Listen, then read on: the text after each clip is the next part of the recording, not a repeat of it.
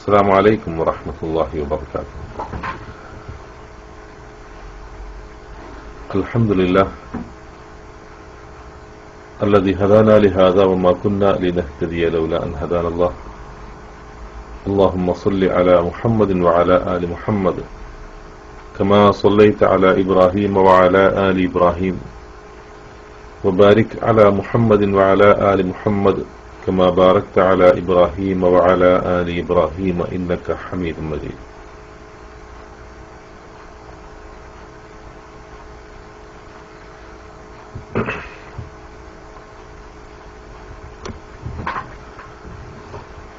പ്രിയ സഹോദരങ്ങളെ, കഴിഞ്ഞ ക്ലാസ്സിൽ സൂറത്തുൽ ബഖറയിലെ 132 ആയത്താണ് അവസാനമായി നാം വിശദീകരിച്ചു കഴിഞ്ഞത്.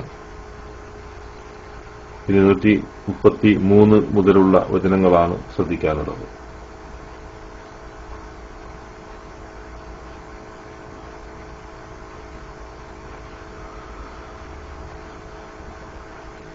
أعوذ بالله من الشيطان الرجيم.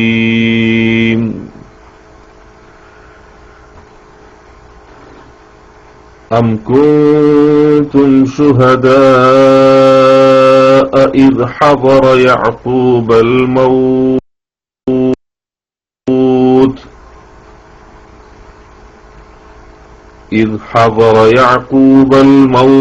إذ قال لبنيه ما تعبدون من بعدي قالوا نعبد إلهك وإله آبائك إبراهيم وإسماعيل وإسحاق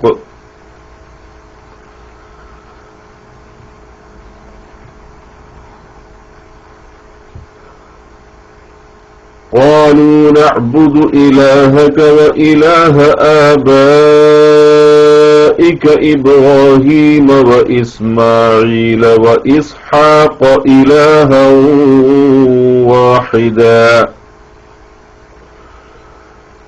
ونحن له مسلمون.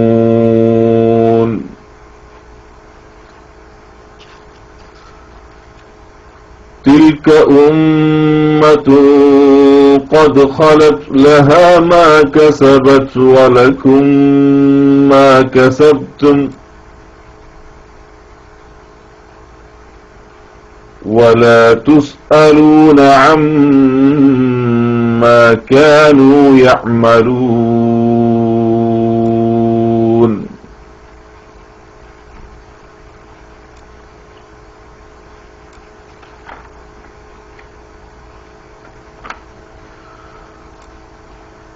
أم كنتم شهداء إذ حضر يعقوب الموت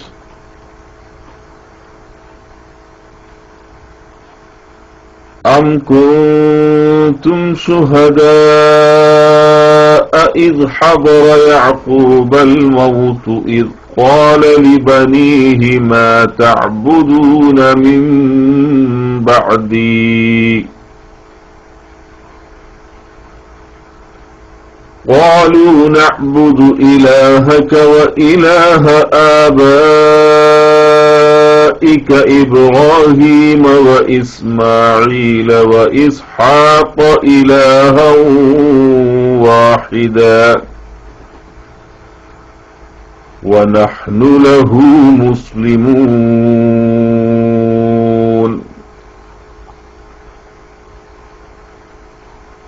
تلك أمة قد خلت لها ما كسبت ولكم ما كسبتم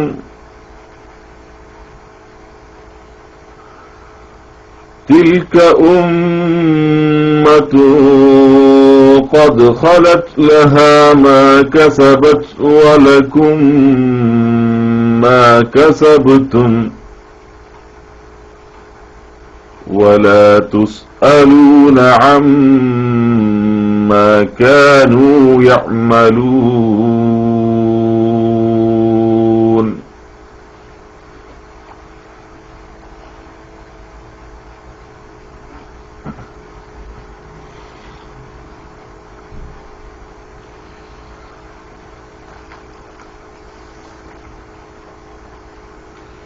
ഇതിന് തൊട്ട് മുമ്പുള്ള ആയത്തിൽ നാം മനസ്സിലാക്കിയത് ഇബ്രാഹിം നബി അലൈഹി സ്വലാത്തു വസ്സലാമയുടെയും അദ്ദേഹത്തിന്റെ പൗത്രനായ യാക്കൂബ് നബി അലൈഹി സ്വലാത്തു വസ്സലാമയുടെയും വസീയത്തിനെ കുറിച്ചാണ്.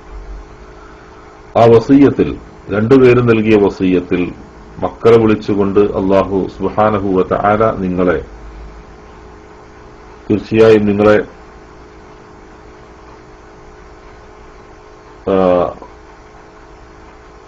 നിങ്ങൾക്ക് മതത്തെ ശുദ്ധമാക്കി തെരഞ്ഞെടുത്ത് തന്നിരിക്കുന്നു. അതുകൊണ്ട് തന്നെ നിങ്ങൾ മുസ്ലിങ്ങളായിട്ടല്ലാതെ അള്ളാഹുവിന് കീഴൊതുങ്ങിയവരായിക്കൊണ്ടല്ലാതെ നിങ്ങൾ മരണപ്പെട്ടു പോകരുത് എന്ന പ്രത്യേകമായൊരു വസിയത്താണ് അവർ നൽകിയത്. അത് ഇബ്രാഹിം നബി അലൈഹി സ്വലാത്തു വസ്സലാമയും യാക്കൂബ് നബി അലൈഹി സ്വലാത്തു വസ്സലാമയും നൽകിയുണ്ടായി. وَوَصَّى بِهَا إِبْرَاهِيمُ بَنِيهِ وَيَعْقُوبُ يَا بَنِيَّ إِنَّ اللَّهَ اصْطَفَى لَكُمُ الدِّينَ فَلَا تَمُوتُنَّ إِلَّا وَأَنْتُمْ مُسْلِمُونَ എന്ന് പറഞ്ഞു. അവിടെ യാക്കൂബ് നബിയുടെ വസിയത്തിനെ കുറിച്ച് പറഞ്ഞു. അതേ യാക്കൂബ് നബിയെ സംബന്ധിച്ചാണ് അടുത്ത വചനത്തിൽ പറയുന്നത്, അം കുൻതും ശുഹദാഅ ഇദ് ഹദറ യഅഖൂബൽ മൗത്ത്. അം കുൻതും, അം അതല്ല, കുൻതും നിങ്ങളായിരുന്നുവോ, അം കുൻതും നിങ്ങൾ അതല്ല നിങ്ങളായിരുന്നുവോ, ശുഹദാഅ സാക്ഷികൾ, നിങ്ങൾ സാക്ഷികൾ ആയിരുന്നുവോ, ഇദ് ഹദറ ആസന്നമായ സമയത്ത്, ആസന്നമായ സന്ദർഭത്തിൽ,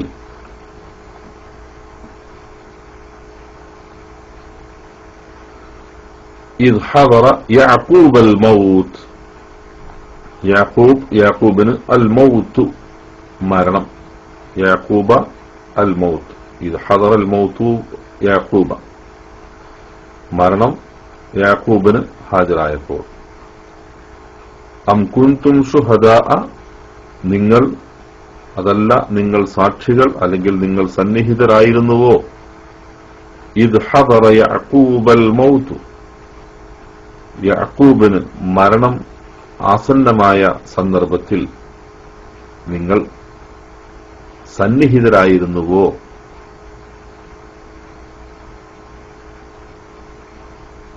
ഇത് ഖാല അതായത് അദ്ദേഹം പറഞ്ഞപ്പോൾ,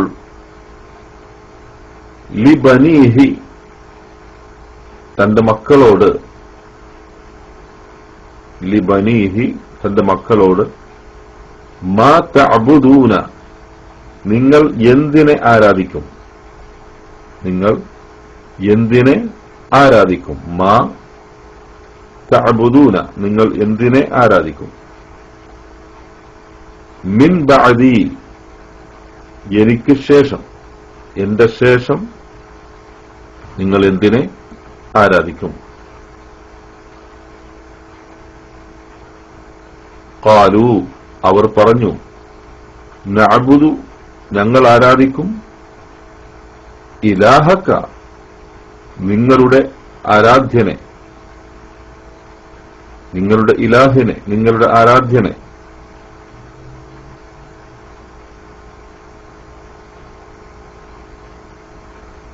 ഇബ്രാഹീമ അതായത് ഇബ്രാഹീമിന്റെ ആരാധ്യനെ, വ ഇസ്മാഈല ഇസ്മാഈലിന്റെയും, നിന്റെ ആരാധ്യനെ എന്ന് പറഞ്ഞാൽ നിന്റെ എന്ന് പറയുമ്പോൾ യാക്കൂബ് നബിയുടെ അല്ലെ, നിന്റെ ആരാധ്യനെ അല്ലെങ്കിൽ താങ്കളുടെ ആരാധ്യനെ, ഇലാഹക താങ്കളുടെ ആരാധ്യനെ, ഇബ്രാഹീമ ഇബ്രാഹിം നബിയുടെ ആരാധ്യനെ, വ ഇസ്മാഈല ഇസ്മായിൽ നബിയുടെ ആരാധ്യനെ, വ ഇസ്ഹാഖ ഇസ്ഹാഖിന്റെയും അതായത് ഇസ്ഹാഖിന്റെ ആരാധ്യനെയും, ഇലാഹൻ വാഹിദൻ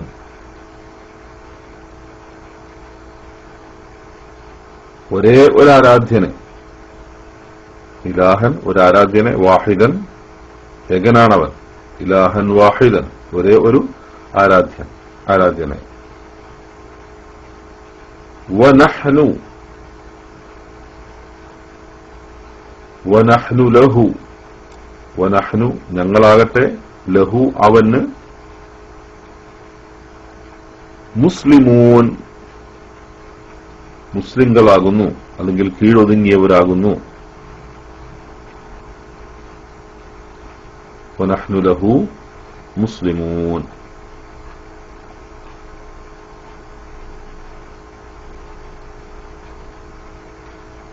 അം കുൻതും ശുഹദാഅ ഇദ് ഹദറ യഅഖൂബൽ മൗത്ത്, അതല്ല യാക്കൂബിന് മരണം ആസന്നമായ അവസരത്തിൽ നിങ്ങൾ അവിടെ സന്നിഹിതരായിരുന്നുവോ?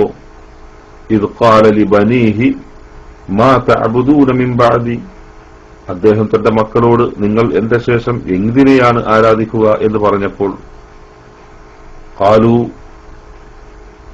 അവർ പറഞ്ഞു, നഅബുദു ഇലാഹക വ ഇലാഹ ആബാഇക ഇബ്രാഹീമ വ ഇസ്മാഈല വ ഇസ്ഹാഖ ഇലാഹൻ വാഹിദ, നിങ്ങളുടെ ആരാധ്യനും നിങ്ങളുടെ പിതാക്കളുടെ ഇബ്രാഹീമിന്റെയും ഇസ്മായിലിന്റെയും ഇസ്ഹാഖിന്റെയും ആരാധ്യനുമായുള്ളവനെ, അതെ ഒരേ ഒരു ആരാധ്യൻ തന്നെ ഞങ്ങൾ ആരാധിക്കും. വനഹ്നു ലഹു മുസ്ലിമൂൻ, ഞങ്ങൾ അവന് കീഴൊതുങ്ങിയവരും മുസ്ലിങ്ങളും ആയിരിക്കും. തിൽക ഉമ്മത്തുൻ, തിൽക അത്, ഉമ്മത്തുൻ ഒരു സമുദായമത്രേ, ഖദ് ഖലത് അത് കഴിഞ്ഞുപോയി, ലഹാ അതിനുണ്ട്, മാ കസബത് അത് സമ്പാദിച്ചത്, വലക്കും നിങ്ങൾക്കുമുണ്ട്, മാ കസബത്തും നിങ്ങൾ സമ്പാദിച്ചു വെച്ചത്. വലാ തുസ്അലൂന നിങ്ങൾ ചോദിക്കപ്പെടുന്നതുമല്ല, അമ്മാ യാതൊന്നിനെക്കുറിച്ച്, കാനു അവർ ആയിരുന്നു, അമ്മാ കാനു അവർ ആയിരുന്നതിനെക്കുറിച്ച്, യഅമലൂൻ അവർ പ്രവർത്തിക്കും, അമ്മാ കാനു യഅമലൂൻ അവർ പ്രവർത്തിക്കുന്നതിനെക്കുറിച്ച്. തിൽക ഉമ്മത്തുൻ ഖദ് ഖലത് അതൊരു സമുദായം, അത് കാലം കഴിഞ്ഞുപോയി, ലഹാ മാ കസബത് അതിന് അത് സമ്പാദിച്ചു വെച്ചത് അതിനുണ്ടായിരിക്കും, വലക്കും മാ കസബത്തും നിങ്ങൾ സമ്പാദിച്ചു വെച്ചത് നിങ്ങൾക്കും ഉണ്ടായിരിക്കും. വലാ തുസ്അലൂന അമ്മാ കാനൂ യഅമലൂൻ അവർ പ്രവർത്തിച്ചു കൊണ്ടിരുന്നതിനെപ്പറ്റി നിങ്ങളോട് ചോദിക്കപ്പെടുന്നതുമല്ല.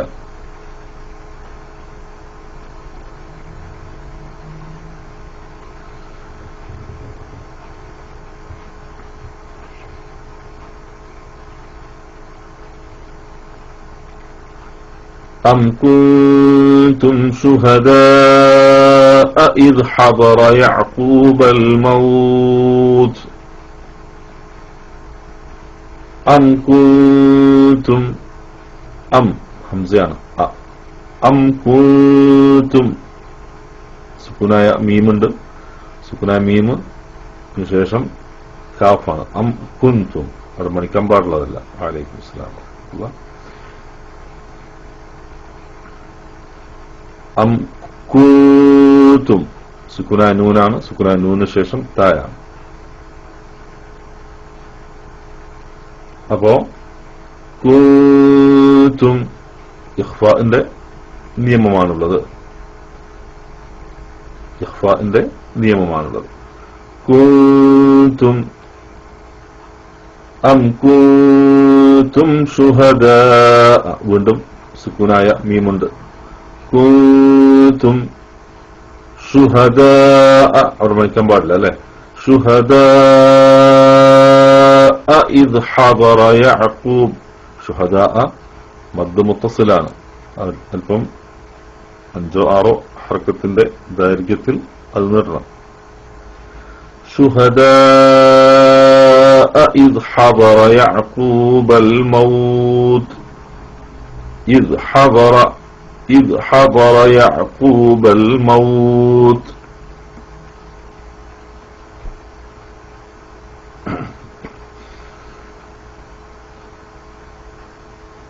إذ حضر يعقوب الموت إذ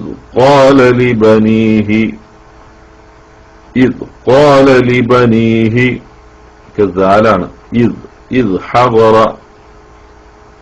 يعقوب الموت إذ قال ذالنا سكونان إذ ദാലല്ല, കൽക്കലത്തിന്റെ അക്ഷരമല്ല, ഇത് എന്നല്ല. إذ قال لبنيه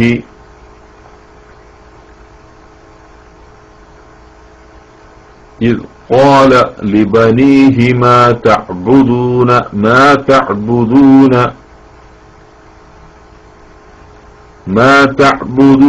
من بعدي സുകുനാനൂനാണ്. സുകുനാനൂന് ശേഷം ബ ഇഖ്ലാബിന്റെ നിയമമാണ്. മിം നൂനിനെ മീമാക്കി മാറ്റണം. മിൻ എന്നത് മിം എന്നാക്കി ഓതണം. മിൻ ബഅദി إذ قال لبنيه ما تعبدون من بعدي قالوا قاف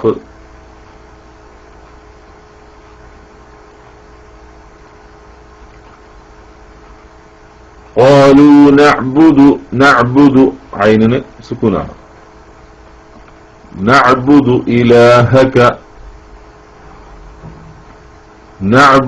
إلهك وإله آبائك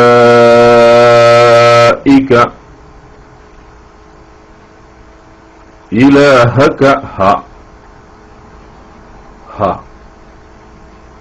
إلهك وإله ഈ രണ്ട് സ്ഥലത്തും ഹംസ ശ്രദ്ധിക്കുക. قالوا نعبد إلهك وإله آبائك അവിടെ മദ്ദുണ്ട്.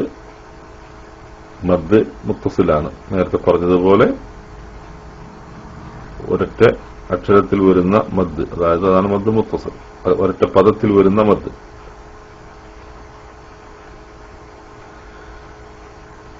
മദ് 5 or 6 ദൈർഘ്യം വരെ നീട്ടണം. آبائك إبراهيم ബാക്ക് സുക്കൂനാണ്. إبراهيم وإسماعيل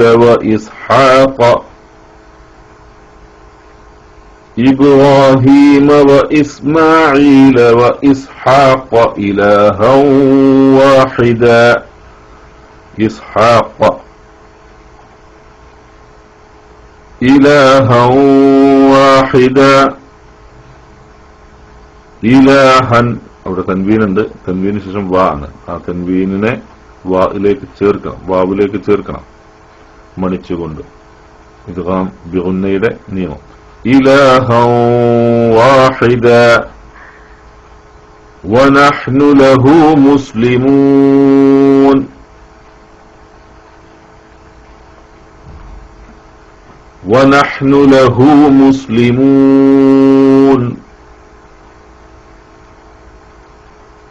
അവിടെ വാഹിദൻ എന്നത് വഖഫ് ചെയ്യാതെ ചേർത്തോതുകയാണെങ്കിൽ ഇലാഹൻ വാഹിദൻ വനഹ്നു തൻവീന് ശേഷം വീണ്ടും വാ വരികയാണ്. അപ്പോൾ ഇദ്ഗാം ചെയ്തുകൊണ്ട് ഉന്നത്തോടു കൂടി ഓതണം. ഇലാഹൻ വാഹിദൻ വനഹ്നു ലഹു മുസ്ലിമൂൻ.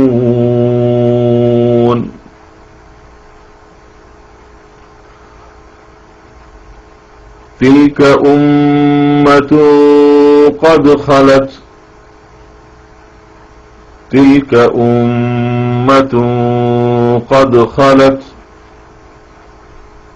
أمة قد تنوين ششم قافا تلك أمة قد خلت لها ما كسبت قد خلت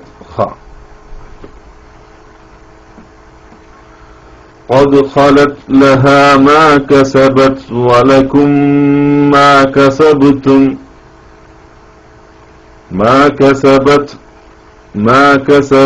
ولكم ما كسبتم فقد خلت لها ما كسبت ولكم ما كسبتم. അവിടെയൊക്കെ قد خلت താക്ക് സുക്കൂനുണ്ട്, പക്ഷെ അത് കൽക്കലത്തിന്റെ അക്ഷരമല്ല. അതുകൊണ്ട് തന്നെ قد خلت لها എന്നല്ല, قد خلت അവിടെ ദാലിന് സുക്കൂനുണ്ട്. ദാൽ എന്താണ്? കൽക്കലത്തിന്റെ അക്ഷരമാണ്. قد എന്ന് വ്യക്തമാക്കി ഓതണം. قد خلت لها ما كسبت ولكم ما كسبتم. കസബത്ത് അതുപോലെ തന്നെ താക്ക് സുക്കൂനാണ്, കൽക്കലത്തിന്റെ അക്ഷരമല്ല. അപ്പൊ അതുകൊണ്ട് قد خلت لها ما كسبت ولكم ما സുക്കൂനായ മീമിന് ശേഷം വീണ്ടും മീമ് വരികയും അത് ഇദ്ഗാം ആയി ഓതുകയും ചെയ്യും. അപ്പം മണിച്ചുകൊണ്ട് ഓതുക. വലക്കും മാ കസബ്തും. കസബ്തും ബാക്ക് സുക്കൂനാണ്. അപ്പൊ അതുകൊണ്ട് കൽക്കലത്തിന്റെ അക്ഷരാണ്. കസബ്തും എന്ന് ഓതണം. ولا تسألون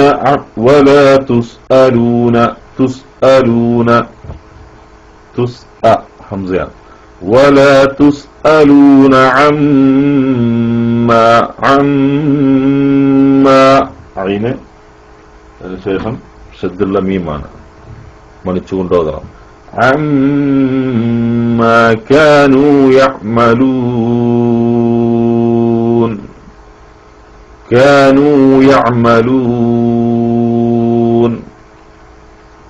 അവിടെയുള്ള അതിന് ശ്രദ്ധിക്കാം. വഖഫ് ചെയ്യുമ്പോൾ മുസ്ലിമൂൻ എന്നതും യഅമലൂൻ എന്നതും രണ്ടായത്തുകളും വഖഫ് ചെയ്യുമ്പോൾ നീട്ടി വഖഫ് ചെയ്യുകയും ചെയ്യുക മദ്ദ് ആരിദിന്റെ നിയമപ്രകാരം.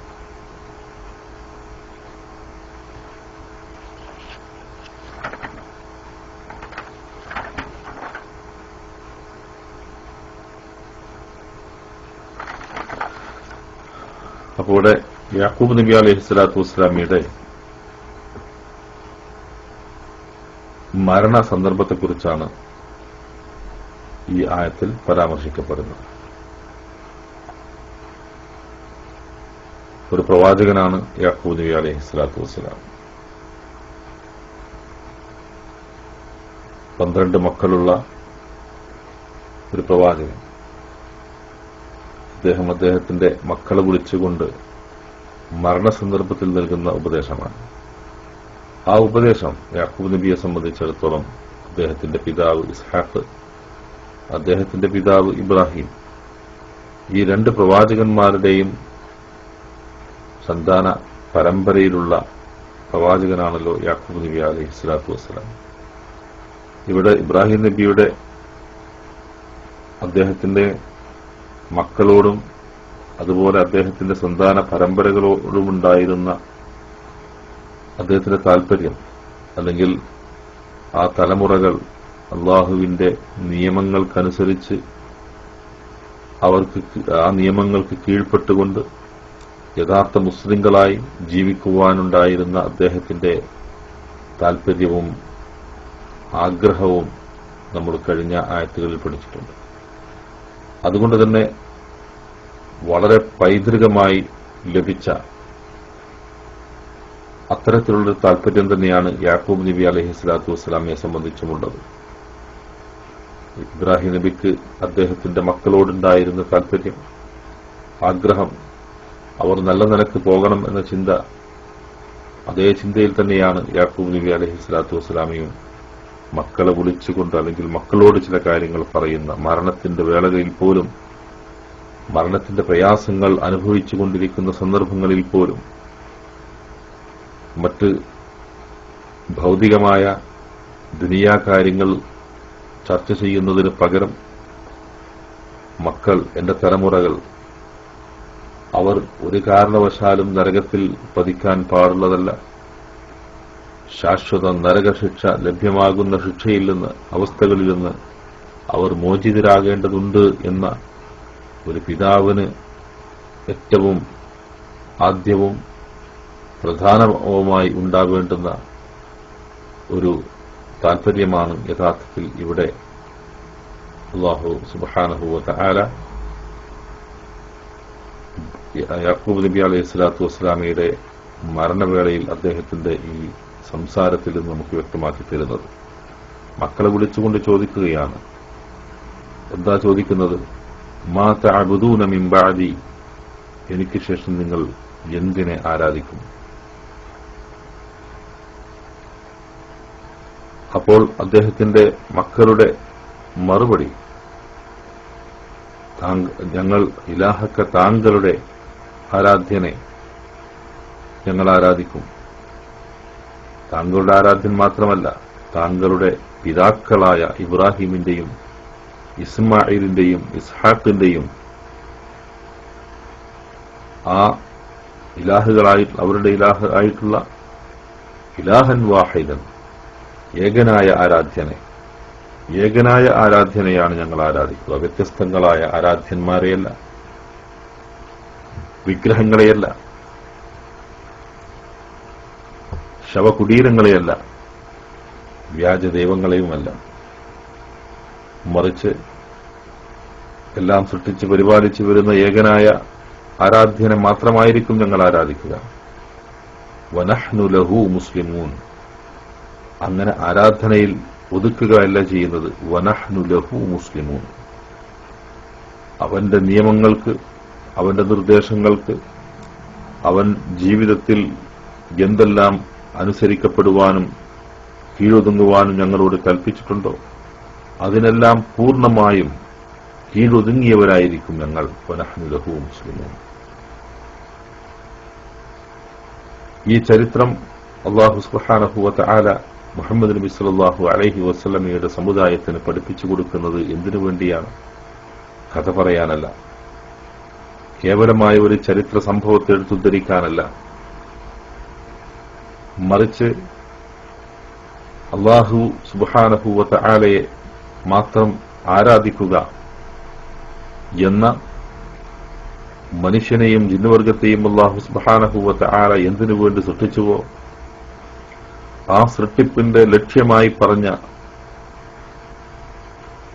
വമാ ഖലഖതുൽ ജിന്ന വൽ ഇൻസ ഇല്ലാ ലിയഅ്ബുദൂൻ, എന്നെ മാത്രം ആരാധിക്കപ്പെടുന്നതിന് വേണ്ടിയല്ലാതെ ഞാൻ മനുഷ്യനെയും ജിന്നുവർഗത്തെയും സൃഷ്ടിച്ചിട്ടില്ല എന്ന് പറയുമ്പോൾ ആ ഒരു ലക്ഷ്യത്തിലേക്ക് മനുഷ്യരെ കൊണ്ടുപോകേണ്ടതുണ്ട്. ആ ലക്ഷ്യത്തിൽ നിന്നുള്ള വ്യതിചലനമാണ് മനുഷ്യനെ ശാശ്വതമായി നരകത്തിൽ പ്രവേശിപ്പിക്കുന്നത്. അതുകൊണ്ട് പ്രവാചകന്മാർ പഠിപ്പിച്ച അധ്യാപനം ഇതാണെന്ന് നമ്മെ ബോധ്യപ്പെടുത്തുന്നതിന് വേണ്ടിയാണ് ഈ സംഭവങ്ങൾ അല്ലാഹു സുബ്ഹാനഹു വ തആല എടുത്തുദ്ധരിക്കുന്നത്. പ്രവാചകന്മാർ കേവലം ചില വ്യക്തിത്വങ്ങൾ മാത്രമായിരുന്നില്ല, പിൽക്കാലങ്ങളിൽ പ്രകീർത്തിക്കപ്പെടേണ്ടുന്ന, പുകഴ്ത്തപ്പെടേണ്ടുന്ന ഉന്നത വ്യക്തിത്വങ്ങൾ മാത്രമായിരുന്നില്ല പ്രവാചകന്മാർ, മറിച്ച് സമൂഹത്തിന്റെ സമുദ്ധാരണത്തിനു വേണ്ടി സകലവിധ അന്ധവിശ്വാസങ്ങളിൽ നിന്ന്, അനാചാരങ്ങളിൽ നിന്നും മനുഷ്യ ഹൃദയങ്ങളെ തളച്ചിട്ടിട്ടുള്ള മുഴുവൻ ചങ്ങലകളിൽ നിന്നും അവരെ മോചിപ്പിക്കുന്നതിനു വേണ്ടിയുള്ള സന്ദേശം നൽകിയവരായിരുന്നു പ്രവാചകന്മാർ. അതുകൊണ്ട് പ്രവാചകന്മാരുടെ ചരിത്രം, പ്രവാചകന്മാർ എത്ര കാലം ജീവിച്ചു, ആ പ്രവാചകന്മാരുടെ പിതാക്കളാര്, പ്രവാചകന്മാരുടെ മക്കളാര്, പ്രവാചകന്മാരുടെ പ്രായം എത്രയായിരുന്നു, അല്ലെങ്കിൽ അവരുടെ പേരുകൾ എന്തൊക്കെയായിരുന്നു എന്ന ചരിത്രങ്ങളെക്കാൾ അതീവ പ്രാധാന്യമുള്ളത് പ്രവാചകന്മാർ പഠിപ്പിച്ച സന്ദേശങ്ങൾക്കാകുന്നു എന്ന കാര്യം അത് വിശദീകരിക്കാനാണ് ഈ ആയത്തുകളിലൂടെ അല്ലാഹു സുബ്ഹാനഹു വ തആല ഇത്തരം കാര്യങ്ങൾ നമുക്ക് വിശദീകരിച്ചു തരുന്നത്. അതുകൊണ്ടാണ് തൊട്ടടുത്തുള്ള ആയത്തിൽ തിൽക ഉമ്മത്തുൻ ഖദ് ഖലത്, അതൊരു സമുദായം, അത് അവരുടെ കാലം കഴിഞ്ഞുപോയി.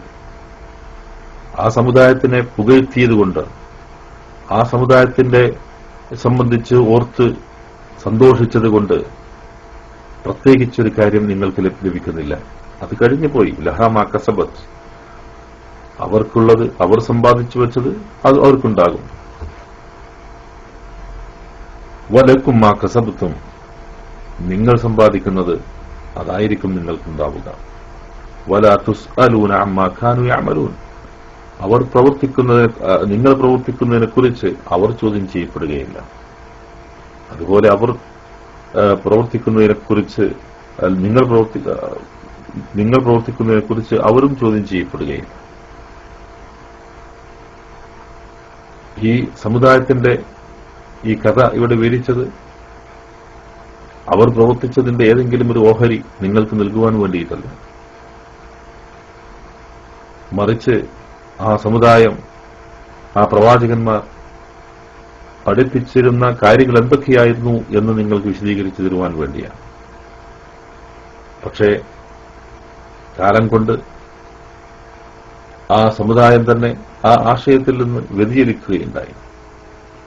അവർ അല്ലാഹു അല്ലാത്തവരെ ആരാധിച്ചു വന്നു, പ്രവാചകന്മാരെ ധിക്കരിച്ചു. ബനു ഇസ്രായേലിന്റെ സംഭവ ബഹുലമായ ചരിത്രമാണല്ലോ ഇത്രയും സൂറത്തുൽ ബഖറയിലെ ഇത്രയും ആയത്തുകളിൽ വളരെ വിശദമായി നാം പഠിച്ചു വന്നത്.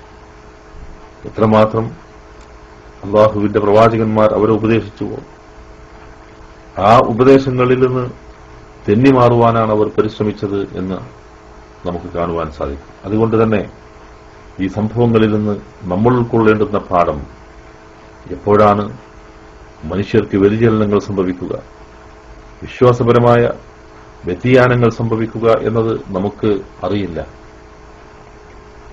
കാരണം മനുഷ്യന്റെ പ്രയാണം എന്ന് പറയുന്നത് പൊതുവിൽ അത് നേർക്കുനേരെയുള്ള ഒരു യാത്രയല്ല, മറിച്ച് അതിന് ചില വളവുകളുണ്ട്.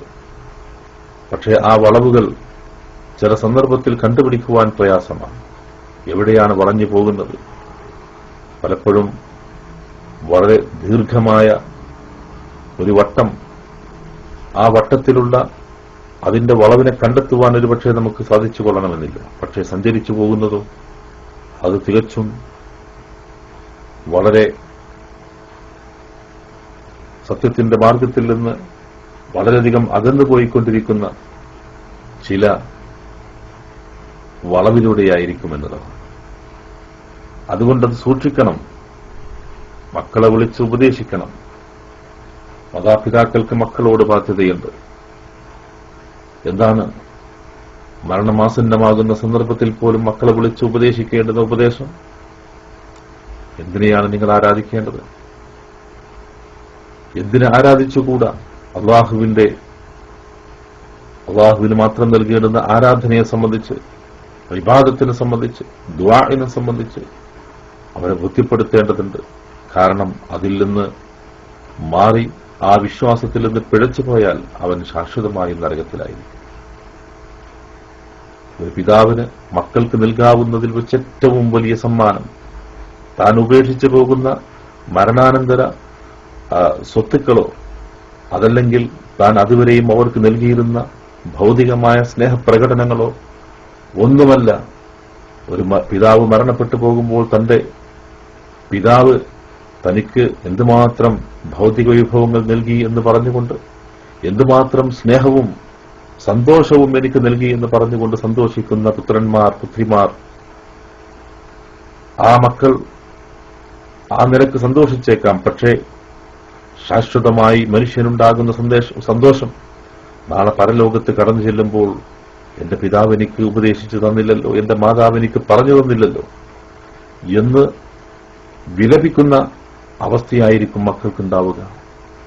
അതുകൊണ്ടാണ് പരലോകത്തെ സംബന്ധിച്ച് ഖുർആൻ പറഞ്ഞപ്പോൾ യൗമ യഫിറുൽ മർഉ മിൻ അഖീഹി വ ഉമ്മിഹി വ അബീഹി വ സ്വഹിബതിഹി വ ബനീഹി എന്ന് ഖുർആൻ എടുത്തു പറഞ്ഞത്.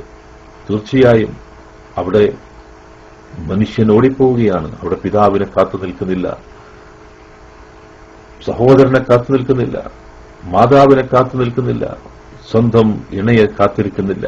ആരും ആരെയും കാത്തിരിക്കാതെ എന്റെ നഫ്സ്, എന്റെ കാര്യങ്ങൾ എന്ന് ചിന്തിച്ചു പോകുന്ന വളരെ ഭയാനകമായ ഒരവസ്ഥ കടന്നു വരാനുണ്ട് നമുക്ക് എന്നുള്ളത് എല്ലാവരും ഓർക്കേണ്ടതുണ്ട്. ആ സന്ദർഭത്തിൽ ഓർക്കും, എന്റെ പിതാവ് എനിക്ക് നല്ല ഉപദേശം നൽകി, അല്ലാഹുവിന്റെ ആരാധനയെ സംബന്ധിച്ച്, തൗഹീദിനെ കുറിച്ച് എനിക്ക് പറഞ്ഞു തന്നു, ശാശ്വതമായി മനുഷ്യൻ നരകത്തിൽ കിടക്കുന്ന പ്രവൃത്തി എന്തെന്ന് അവർ എനിക്ക് പറഞ്ഞു തന്നു. അതുകൊണ്ട് അല്ലാഹു അല്ലാത്ത എല്ലാറ്റിനെയും ഞാൻ ഉപേക്ഷിച്ചു, അല്ലാഹുവിനെ മാത്രം ആരാധിച്ചു എന്ന് പറയുവാൻ, അവിടെ വെച്ച് സന്തോഷിക്കുവാൻ, സംതൃപ്തി അടയുവാൻ യഥാർത്ഥത്തിൽ സാധിക്കേണ്ടതുണ്ട്.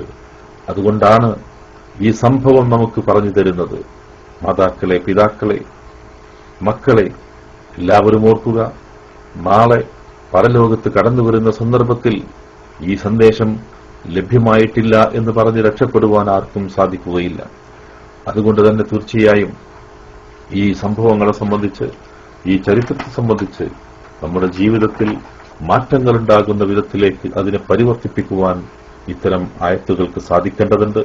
ഈ ആയത്തുകൾ പാരായണം ചെയ്യുന്ന സന്ദർഭത്തിൽ അതീവ ഗൗരവത്തോടുകൂടി അതിന്റെ പൂർണ്ണമായ ആശയങ്ങളും മഹത്വങ്ങളും ഉൾക്കൊണ്ടുകൊണ്ട് നാം യഥാർത്ഥത്തിൽ അത് പാരായണം ചെയ്യുകയും ചെയ്യുക. ഈ ആയത്തുകളുടെ വിശദീകരണത്തിൽ മഹാനായ മുഹമ്മദ് അമാനി മൗലവി എഴുതി വച്ചതുകൂടി നാം ശ്രദ്ധിക്കുക. അദ്ദേഹം പറയുകയാണ്, ഇബ്രാഹിം അലൈഹിസ്സലാത്തു വസ്സലാം നബിയുടെ പാരമ്പര്യവാദികളായ അറബി മുശ്രിക്കുകളെയും ഇസ്രായേലിയരായ അവിശ്വാസികളെയും പൊതുവെ അഭിമുഖീകരിക്കുന്നതാണ് മേൽക്കണ്ട ചോദ്യം. ആ വാദത്തിന്റെ ഒരു ഖണ്ഡനമാണത്. ഇബ്രാഹിം അലൈഹിസ്സലാത്തു വസ്സലാം, യാക്കൂബ് അലൈഹിസ്സലാത്തു വസ്സലാം എന്നിവരുടെ വസിയത്തിനെപ്പറ്റി കഴിഞ്ഞ വചനത്തിൽ പറഞ്ഞുവല്ലോ. അറബികളുടെയും ഇസ്രായേലിയരുടെയും സ്ഥിതിഗതികളാവട്ടെ അതിന് ഘടകവിരുദ്ധവുമാണ്. അവരുടെ നിലപാട് കണ്ടാൽ ആ വസിയത്ത് മേലുദ്ധരിച്ച മാതിരിയിലല്ല, മറ്റേതോ വിധത്തിലായിരുന്നു എന്ന് തോന്നിപ്പോകും. അതുകൊണ്ടാണ് അവരോട് നിങ്ങൾ ആ വസിയത്ത് നടന്നപ്പോൾ അവിടെ ഹാജരുണ്ടായിരുന്നുവോ എന്ന് നിഷേധരൂപത്തിൽ അല്ലാഹു ചോദിക്കുന്നത്. യാക്കൂബ് നബി അലൈഹിസ്സലാത്തു വസ്സലാമിന് മരണമടുത്ത സമയത്ത് അദ്ദേഹം തന്റെ മക്കളെ വിളിച്ച്, എന്റെ ശേഷം നിങ്ങൾ ആരെയാണ് ഇലാഹായി സ്വീകരിച്ച് ആരാധിക്കുക? അഥവാ നിങ്ങൾ തൗഹീദിന്റെ മാർഗം വിട്ടേച്ച് ഇതര ജാതിക്കാരുടെ ദൈവങ്ങളെ സ്വീകരിച്ചേക്കുമോ എന്ന് ചോദിക്കുകയുണ്ടായി. അവർ ഒരേ സ്വരത്തിൽ മറുപടി പറഞ്ഞു, നിങ്ങളുടെ പിതാക്കളും ചെയ്തിരുന്ന മാതിരി അള്ളാഹുവിനെ തന്നെയായിരിക്കും ഞങ്ങൾ ആരാധിക്കുക. ഞങ്ങൾ മുസ്ലിങ്ങളായി തന്നെ ജീവിക്കും, മറ്റൊരു മാർഗവും ഞങ്ങൾ സ്വീകരിക്കുകയില്ല എന്നൊക്കെ. ഇതാണ് യഥാർത്ഥത്തിൽ നടന്നത്. അങ്ങനെയല്ല, മറ്റൊരു വിധത്തിലായിരുന്നു അതെന്ന് നിങ്ങൾ വാദിക്കുന്ന പക്ഷം അതറിയുവാൻ തക്കവണ്ണം നിങ്ങൾ അപ്പോഴവിടെ ഹാജരുണ്ടായിരുന്നുവോ? ഇല്ലെന്ന് തീർച്ച തന്നെ. അതിരിക്കട്ടെ, സംഭവിച്ചത് എന്തു തന്നെയായിരുന്നാലും ശരി, അവരെല്ലാം എത്രയോ മുമ്പ് കഴിഞ്ഞുപോയി. അവരെല്ലാം ഒരേ ആദർശത്തിലും മാർഗത്തിലും അടിയുറച്ച് ജീവിച്ചവരായിരുന്നു. അവരെപ്പറ്റി തർക്കിച്ചിട്ട് കാര്യമില്ല. അവരുടെ കർമ്മഫലം അവർക്ക് മാത്രമായിരിക്കും. നിങ്ങളുടെ കർമ്മഫലം നിങ്ങൾ തന്നെ അനുഭവിക്കണം. അവരുടെ പിന്തുടർച്ചക്കാരാണെന്ന് അവകാശപ്പെട്ടതുകൊണ്ട് നിങ്ങൾക്ക് രക്ഷ കിട്ടുകയില്ല. അവരുടെ ചെയ്തികളെപ്പറ്റി നിങ്ങളോട് ചോദിക്കപ്പെടുകയില്ല. നിങ്ങളുടെ ചെയ്തികളെപ്പറ്റി നിങ്ങൾ ചോദ്യം ചെയ്യപ്പെടാതിരിക്കുകയുമില്ല. അതുകൊണ്ട് നിങ്ങളുടെ പാരമ്പര്യവാദത്തിന് ഒരർത്ഥവുമില്ല എന്ന് സാരം. യാക്കൂബ് അലൈഹിസ്സലാത്തു വസ്സലാമയുടെ പിതാവ് ഇസ്ഹാഖ് അലൈഹിസ്സലാത്തു വസ്സലാമിയായിരുന്നു. ഇസ്മായിൽ അദ്ദേഹത്തിന്റെ പിതൃവ്യനുമാകുന്നു. പിതാക്കളുടെ കൂട്ടത്തിൽ പിതൃവിനെയും എണ്ണിയിരിക്കുകയാണ്. ഏതാണ്ട് പിതാവിന്റെ സ്ഥാനം തന്നെയാണല്ലോ പിതൃവ്യനുമുള്ളത്. കസബ, സമ്പാദ്യം, കസ്ബ്, സമ്പാദ്യം കൊണ്ടുദ്ദേശം ജീവിതത്തിൽ ചെയ്തു വെക്കുന്ന കർമ്മങ്ങളത്രേ. അതാണല്ലോ പരലോകത്തേക്ക് ഈ ലോകത്തിൽ നിന്ന് നേടിവെക്കുവാനുള്ള സമ്പാദ്യം. നല്ല കർമ്മമെങ്കിൽ നല്ല സമ്പാദ്യവും, ചീത്ത കർമ്മമെങ്കിൽ ചീത്ത സമ്പാദ്യവുമായിരിക്കുമെന്ന് മാത്രം. അപ്പോൾ ഈ ആയത്തുകളിൽ നിന്ന് യാക്കൂബ് നബി അലൈഹി സ്വലാത്തു വസ്സലാമയുടെ മരണസന്ദർഭം, ആ സന്ദർഭത്തിൽ നിങ്ങൾ ഹാജരുണ്ടായിരുന്നുവോ എന്ന് ചോദിക്കുമ്പോൾ അദ്ദേഹം പറഞ്ഞത് എന്തായിരുന്നു എന്നതിന് നിങ്ങൾ സാക്ഷിയാണോ? നിങ്ങൾ പറഞ്ഞുകൊണ്ടിരിക്കുന്ന, നിങ്ങൾ ജൽപ്പിച്ചുകൊണ്ടിരിക്കുന്ന അല്ലാഹുവല്ലാത്തവരെ ആരാധിക്കുന്നതിന് വേണ്ടി അള്ളാഹുവിന്റെ സൃഷ്ടികളായ അള്ളാഹുവിന്റെ പ്രവാചകന്മാരായ ഈസാ അലൈഹി സ്വലാത്തു വസ്സലാമയെ ആരാധിക്കുന്നതിന് വേണ്ടി അങ്ങനെ വല്ല തെളിവുകളും നിങ്ങളുടെ പക്കലുണ്ടോ? തുടങ്ങി യഥാർത്ഥത്തിൽ എന്തിനെയാണ് യാക്കൂബ് നബി അലൈഹി സ്വലാത്തു വസ്സലാമയും ഇബ്രാഹിം നബി അലൈഹി സ്വലാത്തു വസ്സലാമയും ആരാധിക്കുവാൻ വേണ്ടി വസിയത്ത് നൽകിയത് എന്നതിനെക്കുറിച്ച് ഇവിടെ യഥാർത്ഥത്തിൽ വിശദീകരിച്ചു തരികയാണ്. നിങ്ങൾ അവിടെ ഹാജരുണ്ടായിരുന്നില്ല, മറിച്ച് എല്ലാം കണ്ടുകൊണ്ടിരിക്കുന്ന, എല്ലാം വീക്ഷിച്ചുകൊണ്ടിരിക്കുന്ന അല്ലാഹു സുബ്ഹാനഹു വ തആല ആ കാര്യം യഥാർത്ഥം നമുക്ക് ബോധ്യപ്പെടുത്തി തരികയാണ്. അതുകൊണ്ട് സഹോദരന്മാരെ, മരണവേളയിൽ നൽകേണ്ടുന്ന ഈ ഒരു ഉപദേശത്തെക്കുറിച്ച്, അതിൽ നിന്നുള്ള സന്ദേശം പൂർണ്ണമായും ഉൾക്കൊണ്ടുകൊണ്ട് അള്ളാഹുവിനെ മാത്രം പ്രാർത്ഥിക്കുകയും അള്ളാഹുവിനോട് മാത്രം ദുആ ചെയ്യുകയും ചെയ്യുന്ന അവസ്ഥയിലേക്ക് നാം മാറുക. അള്ളാഹുവല്ലാത്ത ഒരു സൃഷ്ടിയെയും യഥാർത്ഥത്തിൽ ആരാധിക്കുവാനോ അവരോട് ദുആ ചെയ്യുവാനോ യഥാർത്ഥത്തിൽ പാടില്ല എന്ന കാര്യം നാം മനസ്സിലാക്കുക. അള്ളാഹു അത്തരത്തിലുള്ള യഥാർത്ഥ തൗഹീദ് ഉൾക്കൊണ്ടുകൊണ്ട് ജീവിക്കുന്ന വിശ്വാസികളിൽ നമ്മെ എല്ലാവരെയും ഉൾപ്പെടുത്തി പെരുമാറാവട്ടെ. നമ്മിൽ നിന്ന് അല്ലാഹു സുബ്ഹാനഹു വ തആല നമ്മുടെ അമലുകൾ സ്വാലിഹായ അമലുകൾ സ്വീകരിക്കുമാറാവട്ടെ. അല്ലാഹു നമുക്ക് പുറത്ത് മാപ്പാക്കി തരുമാറാവട്ടെ. നമ്മുടെ ജീവിതത്തിന്റെ മുന്നോട്ടുള്ള പ്രയാണങ്ങളിൽ യാതൊരു വളവുകളുമില്ലാതെ സിറാത്തുൽ മുസ്തഖീമിലൂടെ സഞ്ചരിക്കുവാനുള്ള തൗഫീഖ് അല്ലാഹു നമുക്ക് പ്രദാനം ചെയ്യുമാറാവട്ടെ. അല്ലാഹു സുബ്ഹാനഹു വ തആല ഒരുക്കി വെച്ചിട്ടുള്ള സ്വർഗ്ഗപൂങ്കാവനത്തിൽ പ്രവേശിക്കുവാനുള്ള ഭാഗ്യം ലഭിക്കുന്ന യഥാർത്ഥ വിശ്വാസികളിൽ അല്ലാഹു നമ്മെ എല്ലാവരെയും ഉൾപ്പെടുത്തി തരുമാറാവട്ടെ. ربنا آتنا في الدنيا حسنة وفي الآخرة حسنة وقنا عذاب النار آمين برحمتك يا أرحم الراحمين. وصلى الله على نبينا محمد وعلى آله وصحبه أجمعين والحمد لله رب العالمين. والسلام عليكم ورحمة الله وبركاته.